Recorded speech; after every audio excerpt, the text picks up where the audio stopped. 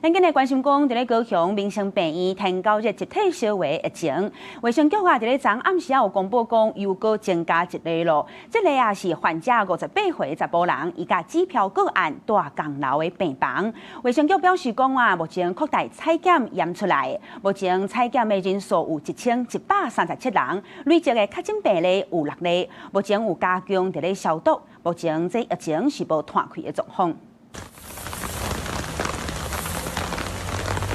雖講高雄15日透早雨就插落，不過民生病院外口衛生局的消毒人員也是戶滿清理，佇咧病院4顆輪燈順來順去，看到有積水的所在就趕緊噴橋避免正做網仔市的生態點。民生病院10日爆發院內的天狗日群聚疫情，驗出5例確診。衛生局這2天攏咧加強環境消毒、擴大採檢。14尾暗仔閣公布一例新的確診病例，是58歲查甫人，因為慢性病來住院去圍着，總計民生病院的群聚感染已經有6例。5月29日入住6樓病房與指標個案住院期間重疊，在6月8號因治療需求安排轉送高雄榮總治療，因匡列為第1圈高風險對象，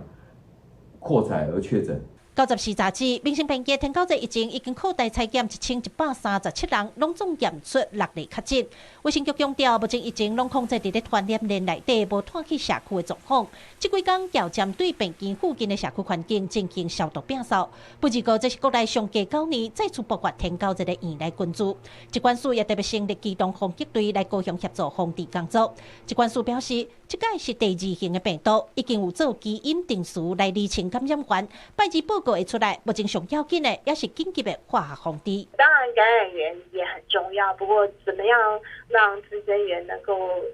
徹底的清除，那這樣才是防治登革熱的一個根本之道啦。跟他溝通了哈，讓他把這個回收物或者是家裡的髒亂，把它清除乾淨。因為南部天氣無穩定，大雨一直來，里長講目前社區涉外溝積水的管櫃卡攏已經處理好勢，毛噴橋加強宣導，賣手也有2-3個厝內囤回收糞掃的住戶，已經有要求緊，要趕緊處理清氣。記者柯家祖、邱超陽高雄場報道。